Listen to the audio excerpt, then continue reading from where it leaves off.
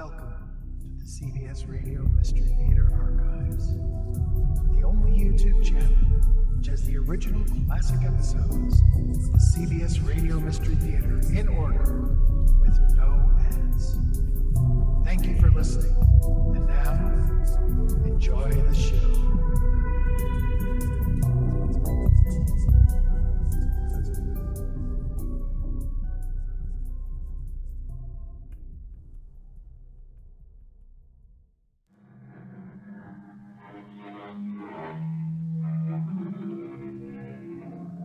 Come in. Welcome. I'm E.G. Marshall. 100 years ago, the ruling queen of England was Victoria. Now, more than a century later, her name is synonymous with the proper, the repressed, the prim, and to our technical age, the primitive.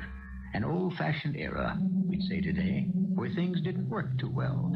What worked exceedingly well, however, was English law enforcement. And what was new fashion then, and still is now, was the lady detective. Name, address, and occupation, please. John Hales. I live at Troytes Hill. I'm the butler to Dr. Craven.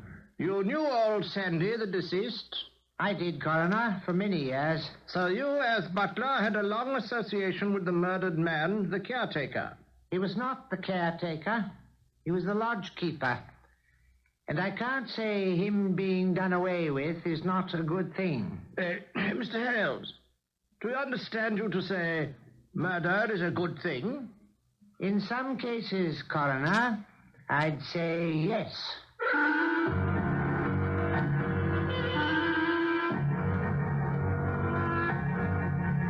Our mystery drama, Murder at Troytes Hill, was adapted from the story by C.L. Purkis, especially for the Mystery Theater, by G. Frederick Lewis, and stars Marian Haley. I'll be back shortly with Act One. Did we use the word old-fashioned to describe the Victorian era? True, many of the conveniences we take for granted today hadn't even been invented a century ago. The phonograph, the bicycle, electric lights, the motor car, all to come. The telephone had only just been patented. Nevertheless, in Victorian times, if you sent a telegram in London, it would be delivered in 1 hour. If you mailed a letter before lunch, the recipient might be reading it before dinner. And as for crime detection, suppose we let Loveday Brooke, London's first policewoman, paint the scene for us. It was a beautiful spring day. Although Mom and Dad had brought me up in London, and I was born and bred a city girl, I longed for country life and enjoyed every moment I could going out by train just to see grass and trees. This trip, however, was not for pleasure. A murder had been committed, and I had been detailed to assist Inspector Griffiths of the local Cumberland police, who was driving me in a dog cart to the scene of the crime. Troytes Hill, ma'am. That's the name of the place. Is it far, Inspector? We're almost there, Miss Brooke. It is Miss, isn't it? You're not married, are you, ma'am? Oh, I don't imagine any man in his right mind would like to be married to a policewoman. Well, I don't know. My wife seems to enjoy being married to me, and I'm a policeman. So, marriage has no interest for you, Miss Brooke? You may call me Loveday, my given name. No, Inspector. My answer to your query would be marriage is not for me at the moment. However, what does interest me is this case I've been assigned to. Yes, murder. Loveday, the victim was an old man with no money to speak of, and so far as we know, no relatives. He was the caretaker of that mansion you see there, looming up ahead of us. That is Troytes Hill. That is quite an estate. Who is the owner? Dr. Hector Craven, a widower. And the murdered man's name? Henderson, known hereabouts as Old Sandy. What else can you tell me? Only this. Apparently no motive. Whoa. Here we are. Aha. These chalk marks on the cottage floor here are, I presume, where you found the body. Looks as though the victim had fallen back inside from the window. Exactly. Must have been looking out into the garden and got bossed on the head. We found him lying right there in his nightshirt. Blunt instrument? More like a hammer than a croquet mallet. Which you have not found. Not yet. What do these premises consist of, Inspector? Merely this living room, and a tiny kitchen, and a bath at the back of the cottage, and the bedroom. Nothing's being touched. Come see. This is the bedroom. Gracious! It appears as though a hurricane had struck. We had no idea what to make of this, and I have not been able to make a thorough examination as yet. Good, lovely. You have your notebook out. An old habit to reinforce a rotten memory. Now, item 1, the bedclothes rolled up and stuffed into the chimney. Item 2, bedstead overturned. Item 3, chair on top of table. Item 4, fender and fire irons lying on washstand. Item 5, clock upside down on mantel. Have you had a look at the contents of the cupboard, Inspector? Only briefly. Clothes all here. Money box doesn't appear to have been tampered with. Evidently, robbery was not a motive. Was the door unlocked when the body was discovered? The butler who discovered the deed told me it was. That would account for it. Account for what? The old man looks out the window, is hit on the head, falls back inside, and either the killer or somebody else enters and acts like a college boy on a rampage, turning the place topsy-turvy. You're of the opinion, then, that all this was some sort of prank? Well, look on the floor there, Inspector, near the door. The vases, the pipe rack, the pipes, the Chelsea and Staffordshire figurines are lined up on the floor as though they were marching out the door. Who would bother to play tricks with furniture, having just killed a man? A young lady, as I have said, a madman. There is an asylum not far from Troytes Hill. Where to now? The inquest. Having just come down from New Scotland Yard and the kind of inquest performed, I was ill-prepared for the, shall we say, informality of like doings in the town of Grenfell in Cumberland. Alexander Henderson, known to all and sundry as Old Sandy, met his death at the hands of a person or persons unknown, so far as we know. We call upon Dr. Craven. Kindly be seated, Doctor. It's a sorry affair that brings me here today. Very well, indeed. Death is a sorry affair. Do you know, or rather, should we say, did you know Old Sandy? Oh, yes, very well indeed. How long have you known the deceased? 25 years. He was in my employ when my dear wife was still alive. Even before our boy Harry was born. And what was the last time you saw Old Sandy alive, Hector? I'm not sure as to the hour, but it was the day that John found him. I mean, the next morning. Oh, terrible thing. First, my wife Flora passes on. Now, Old Sandy, it's too much to bear. Hector, please. We don't believe justice will be served any more rapidly by subjecting you to any more questions at this time. Thank you. You may be excused, and you can leave the inquest. Hey, John Hales. John Hales, will you kindly approach us? You, John Hales? Yes, sir? Yes, I am. Name, address, occupation, and so forth. John Hales, Troytes Hill. I'm butler to Dr. Craven. You knew the deceased? I did. For many years. So, you as butler had a long association with the caretaker of Troytes Hill, Old Sandy. He was not the caretaker. He was a lodge keeper. And if you ask me, he did roam all round the place. But then he was Dr. Craven's favorite. Do we gather you have reservations as to Old Sandy's value? So he thought he was valuable. He threw his weight round, something chronic, lording it over us. The maids will tell you the same thing, so will cook. I'm almost sure that sometimes even the doctor took orders from Old Sandy. No, I can't say his being done in is not a good thing. Mr. Hales, do we understand you to say murder is a good thing? In some cases, yes. Old Sandy didn't know his place. The gardener's boy did all the chores, and he'd loll about in the main house, eating meals with the doctor, acting like he owned the place. Any concluding words, Mr. Hales? Just two. Good riddance. Well, you may return to your seat, John, but kindly remain at the inquest in case we should wish to put you to further questions. Has Harry Craven arrived? Yes, Inspector? No, he is not here, but a note to you, Coroner, has arrived. It is a doctor's certificate. May I present it? Of course.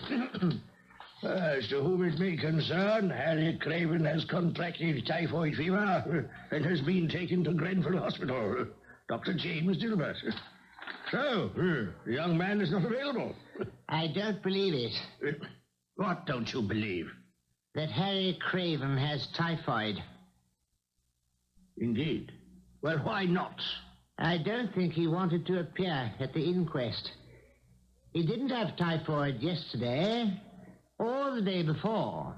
Well, do you know Dr. Dilbert, who attests Harry Craven is in hospital? I don't have to know that, gentlemen, to know that Harry Craven is a thoroughly disreputable young man who might get anyone to sign anything. Did you see Harry Craven the evening old Sandy was done in? Well, I'm not certain. We are not interested in uncertain evidence. What do you know? I know he has quarreled often with his father, Dr. Craven, and I've been witness to that. Can you tell us how young Craven got along with the deceased? He hated him. Indeed. Sandy never spared the rod with the boy when he was young, and I don't think Master Craven ever forgave him. So it would appear that both yourself and Harry Craven did not care much for old Sandy, huh? Sandy was not what you might call a lovable sort. The fact that a murdered man was not entirely popular is no novelty. If indeed old Sandy had been killed by someone he knew, it's more likely to have been done by an enemy than a friend. However, as Shakespeare has told us, murder, though it have no tongue, will speak. What it will tell us, we shall soon find out when I return shortly with Act 2. It was a new experience for Inspector Griffiths of the local Cumberland Constabulary to have an attractive female assisting him in the performance of his duties. A woman policeman was something of an experiment in Victorian times.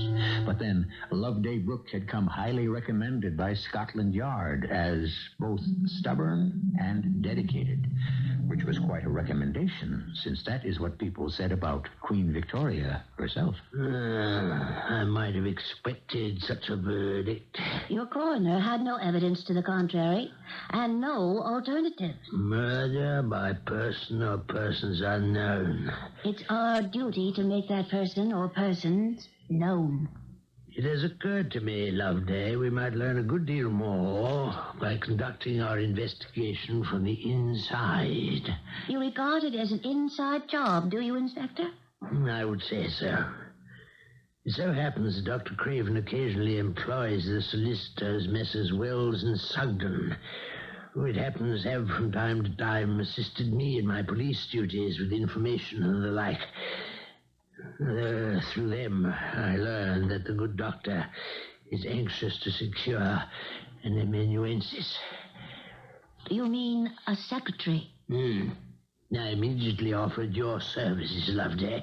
Gracious, you don't let the grass grow under your feet, do you? I said you were a friend, Loveday, a lady of impoverished means who would gladly undertake the duties for the munificent sum of £1 a month. I think my shorthand is barely worth that much. The old doctor, being quite a skinflint, I understand, jumped at the offer and is anxious for you to be at Troytes Hill as soon as possible, notebook and pencil in hand.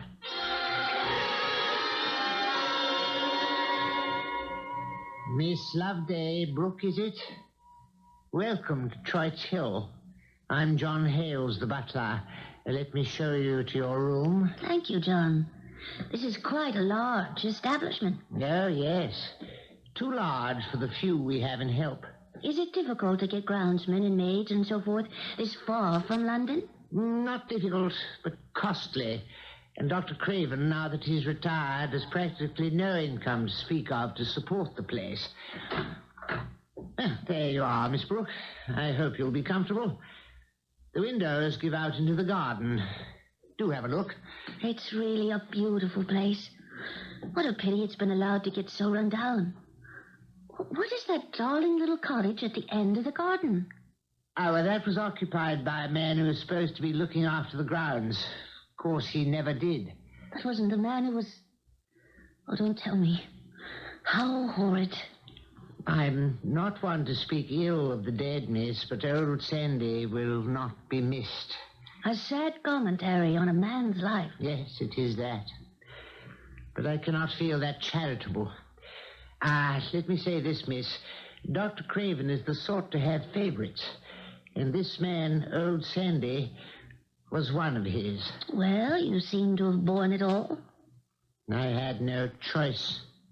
Do you suppose the old lodgekeeper had some hold over the doctor? I've often wondered about that myself. Of course, I was told he was economizing in order to send his good-for-nothing son through college. The doctor has a son. An only child. Harry. He's 22. The most ungrateful hell-rake one could imagine. I gather you don't care much for him either. Even old Sandy didn't care for him.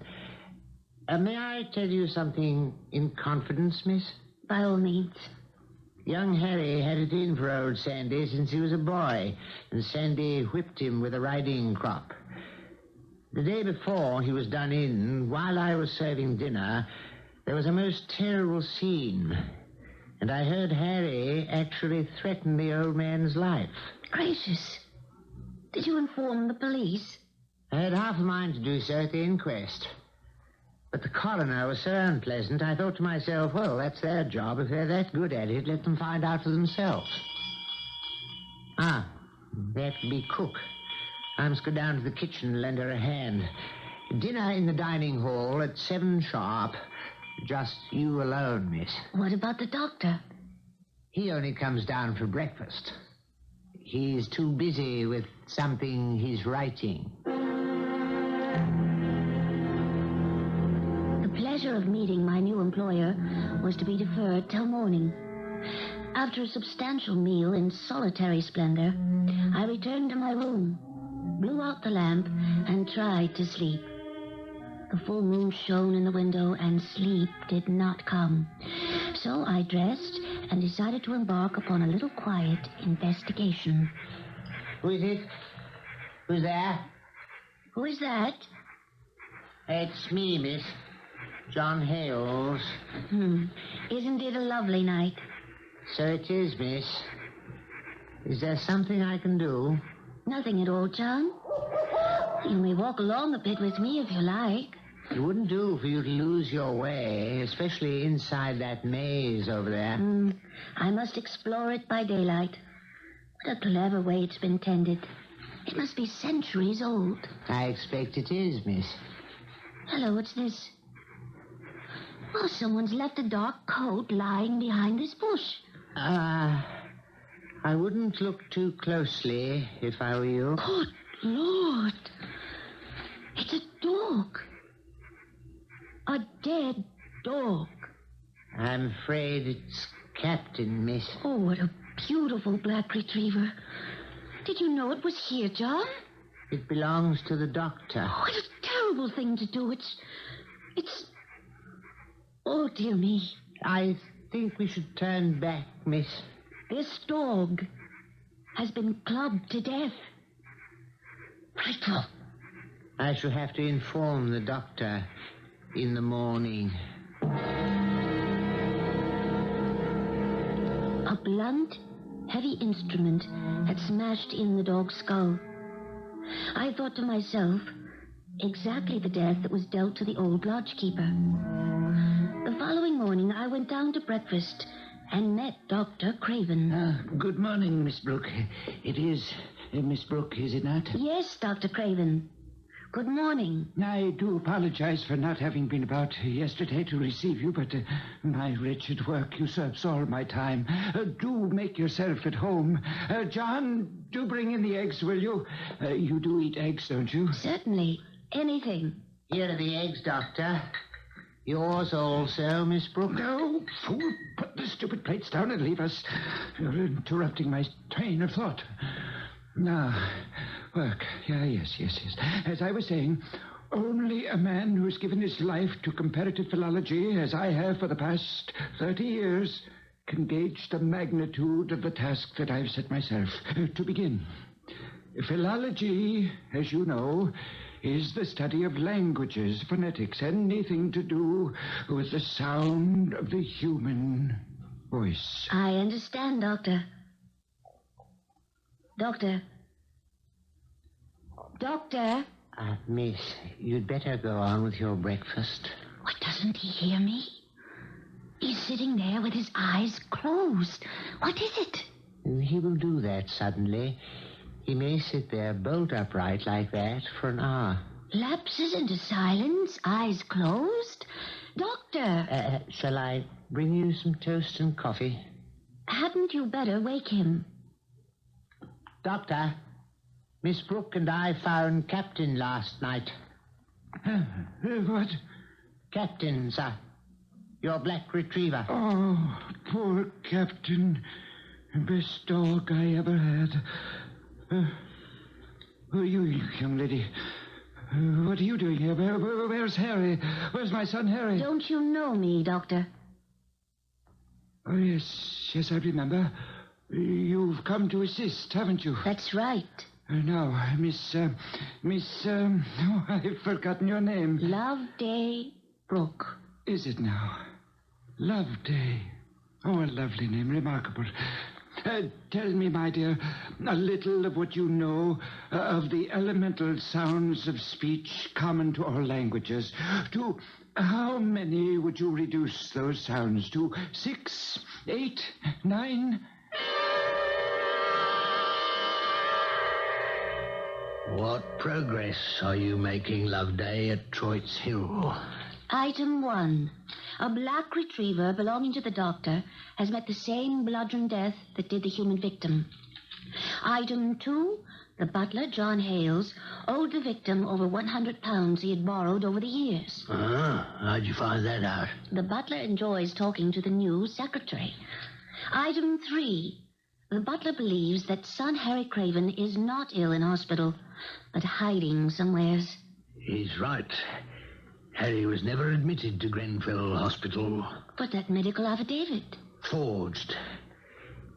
I'd like to question the butler, Loveday, but not at Troytes Hill. I want you to find out for me where he goes on his day off. To friends, local pub, where? Do my best. Inspector, I shan't get another opportunity of coming here to report to you without arousing suspicion. How are the mails? As rapid and prompt as they are in London? If you mail me a note in the morning, catching the noon post, it'll be delivered here to the constabulary mid-afternoon. Good enough. Mail service in Britain is so reliable, one tends rather to take it for granted. I say there, I haven't seen your face at the Fox and Hounds for. You from these parts? Griffiths, the name. Of the next township, Grenfell. Grenfell, eh? Oh, I don't get around there much. Here, find a bit of maybe. Wait a minute. You wouldn't happen to be Inspector Griffiths of the Grenfell Constabulary? The same. Oh. Well, are you here on business? One might say so. After a fashion. Police business? I'm hoping to meet John Hales. Do you know him? Well, that's the butler at Troytes Hill. He drops by on his day off sometimes. What is it? Why? The murder. The murder? Of old Sandy. Oh, yes. Murder. Is Hales a suspect? No more than anybody else. Is that a fact? No more than, shall we say, young Harry Craven? Harry Craven? Yes. Do you know him, McQueen? Well... Surely you must. Well, yes. I was thinking of someone else. Yes, I know him. McQueen, what are you hiding? Well, nothing, sir. Something to do with John Hale? No, I'll show you. All right. It's been preying on my mind ever since the night old Sandy was killed. You see, shortly after 11 o'clock, Harry Craven came to my house with something wrapped up in paper. It was a valuable piece of silver plate and some ape-bone. Excuse me, are you certain which night it was? Last Sunday? Yes, because a fox and hounds were shot. I was at home. A valuable silver piece, yes. And... Well, Harry said he wanted to go up to London, start out for himself, not depend on his father anymore, make a clean break. And would I loan him £100 on the big silver piece? I'll show it to you. I have it here under the counter. Here. Look, see. £100? It's worth 10 times that. I know that. At any rate, all I could do for him was 10 sovereigns. Which you gave him in exchange? Only as a loan, mind you. At what time Sunday night was it? 11 o'clock. Oh, here comes the man you want to see. Hello, John. I have seen that ape-bone before. What's it doing here? Are you John Hales? I am, sir. It belongs to Dr. Craven. We kept it on the sideboard. He wants to see you, John. Oh, yes. Yes, I thought I recognized you, sir, from the inquest. John Hales, I must caution you that any statements you now make which you did not give in evidence at the inquest will be regarded with some suspicion. Do you two gentlemen be good enough to accompany me back to the constabulary? I think we should have ourselves a little talk. As they say, the plot thickens. Murder complicated by theft, complicated by incriminations. It would appear that all those we have met have something to hide. Perhaps somewhere in this mass of evidence and accusations lies the truth. More when I return shortly with Act 3. They call them Bobbies, the London police, in honor of the man who founded the organization back in 1829, Sir Robert Peel. Sir Robert once said, "Murder cannot be hidden, nor the murderer. To a criminal, the world is made of glass, and peace officers must persevere and look until they see. But it's not enough to know to look. You have to know where." This exasperated policewoman loved a brook.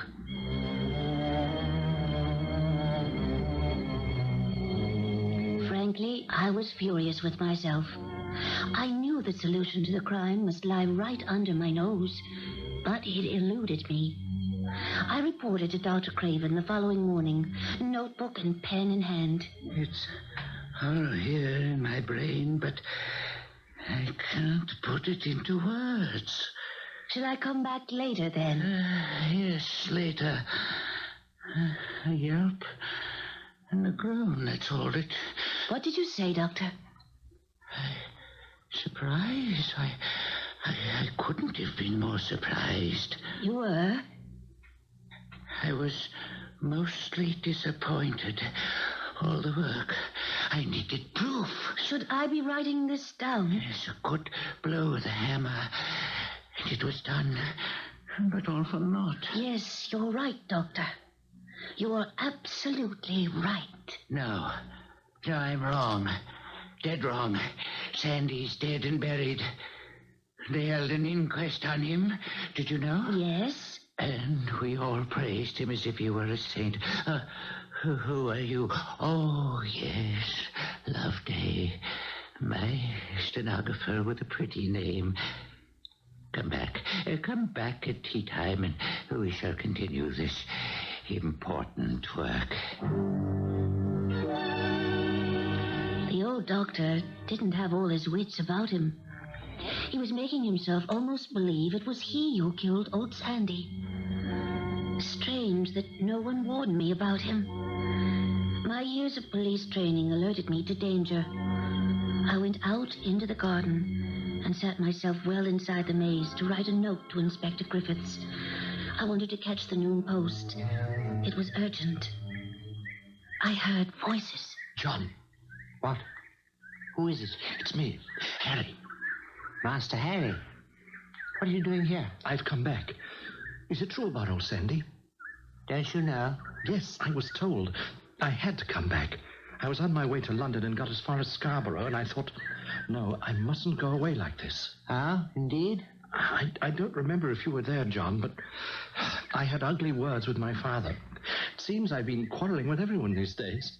I've come back to apologize to him. And what about the silver épergne, Master Harry? Oh, you know about that. No, it was stupid. I don't know what came over me. I needed the money to start up with in London, so I took it. I thought, what's the difference? I shall inherit it all anyway. Now is when I need it. Oh, it was stupid, short-sighted. I've got to explain to Father. Oh, they're after me for the murder of old Sandy, but I don't care. Let them take me in. I must see Father and obtain his forgiveness.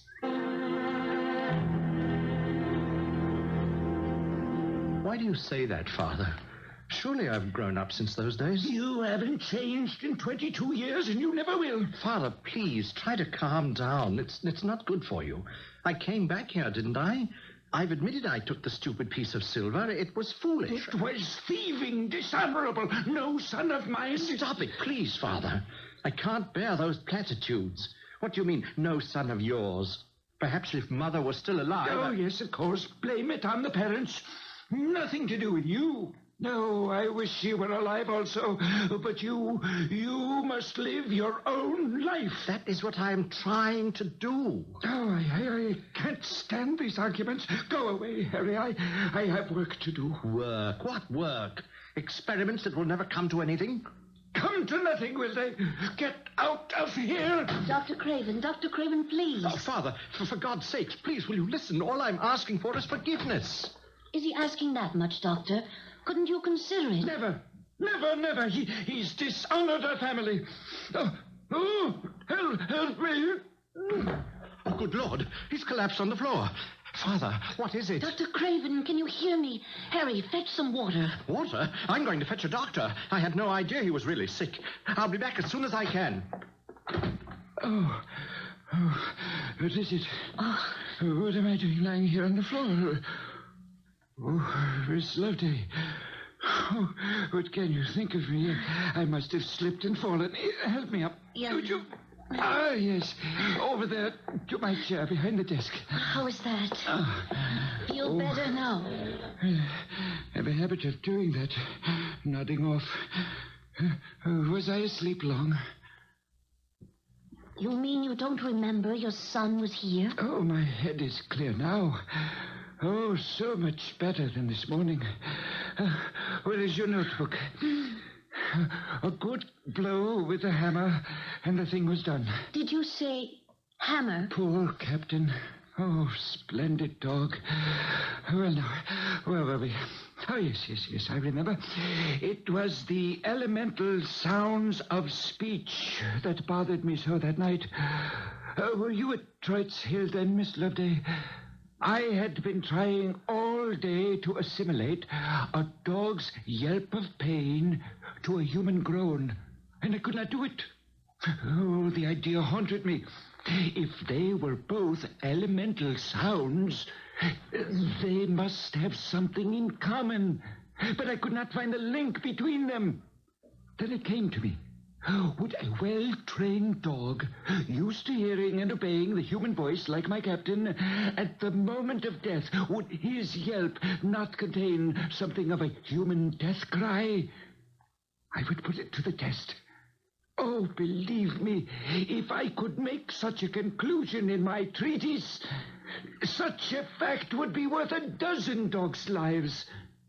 So I went out. It was moonlight. Oh, but you know all about that, don't you? Yes. Poor Captain. Did he yelp or groan? He just gave one loud, long, hideous yelp, as if he'd been a common street mongrel, not a highly intelligent, well-trained dog. I was very disappointed. I might just as well not have done the experiment. All it did was to set that simpleton to opening his window and spying on me. Master, what are you doing there at this time of night? And that simpleton, did he yelp or groan when you dealt him his blow? What? Old Sandy? Did you say that you'd like to see the hammer? It's right here in my desk drawer. There it is. Oh, no, don't stir yourself. Sit right there, young lady. I'll come around the desk to you. This is what we call a geological hammer. I'll show you what I mean, how it works. You give it a good swing around, and down it comes with a splendid crash. I shall do it, and we shall imagine the edge of my desk is a head. Sergeant, bring in the prisoner. For heaven's sakes. Inspector, will you listen to me? I tell you again, I've just come from my father, and he's very ill. Yes, the sergeant reported your statement to me. Unfortunately, Dr. Dilbert, whom you went to see, for what purpose we have to find out, didn't believe you. And that is why he sent his assistant out the back way to fetch the police. Look, can't we defer all the questions? I'll admit anything, everything. Just get the doctor to go to Troytes Hill. My father is lying on the floor in a coma. So you said before. You do go on, don't you? Excuse me for a moment. Yes? Oh, for me. Thank you, Sergeant. I'll be with you in a moment. There's some correspondence just arrived. Heavens. Sergeant, bring round the horse cart. I must be off directly. What about me, my father? You remain in custody. As for Dr. Craven, I shall be seeing him very shortly. I hope you get there in time. I certainly hope so myself.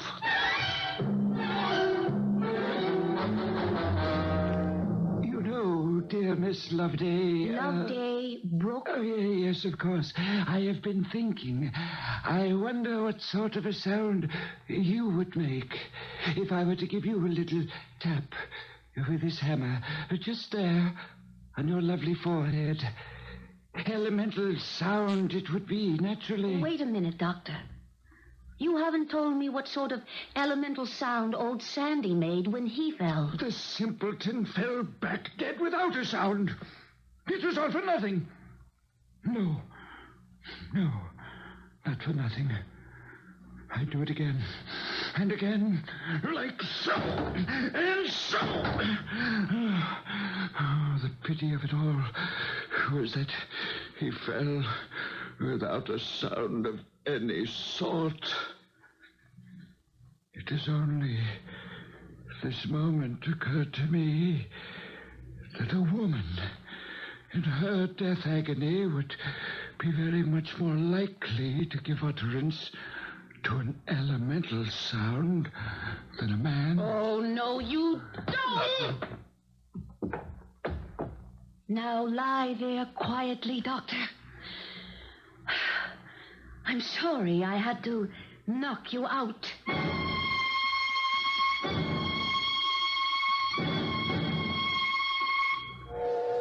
Made it to the station on time, Loveday. I think that's your London train coming in. Of course you were right all along, Inspector. I was. You said it was the work of a madman. Ah, yes.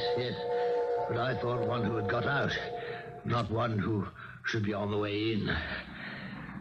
Thank heavens I got your note about suspecting Dr. Craven when I did. What did suggest to you the doctor's guilt? From the very beginning, the relations that existed between himself and the lodgekeeper seemed to me to savor too much of fear on one side and power on the other.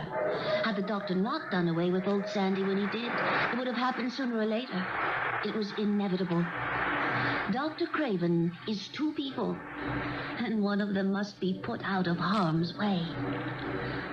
I shall certainly tell London what a pleasure it has been working with you here, Inspector Griffiths. Now I would say it's goodbye. No, I would say it's au revoir. You'll have to come back again that day and give evidence that will incarcerate poor Dr. Craven in the asylum for the rest of his life. Oh, by the by, Inspector, will you thank your postman for his efficient and timely delivery of the mail? Certainly not, Loveday. It's his job. According to the records kept by those aficionados of crime sleuthing who keep such records, between 1860 and the turn of the century, no less than 20 different fictional lady detectives could be read about and whose adventures could be purchased in bookstalls everywhere. So Loveday Brooke was not the first and certainly not the last. Why are lady detectives so very popular? I'll try and answer that when I return shortly. As I was saying, why has there always been such an interest in the ladies who fight crime? From Loveday Brooke to Modesty Blaze. Back to Sir Robert Peel and that famous Englishman for a portrait in words. The intuitions of women are better and readier than those of men. Her quick decisions without conscious reasons are frequently far superior to a man's most careful deductions. Our cast included Marian Haley, Robert Dryden, Earl Hammond, and Ray Owens. The entire production was under the direction of Hyman Brown. I hope you enjoyed this episode of CBS Radio Mystery Theater. If you've enjoyed this and want to hear more, please subscribe to this channel. You can also visit my other YouTube channel by searching Mr. Brian McCarthy in the YouTube search bar. Till then, thanks for listening.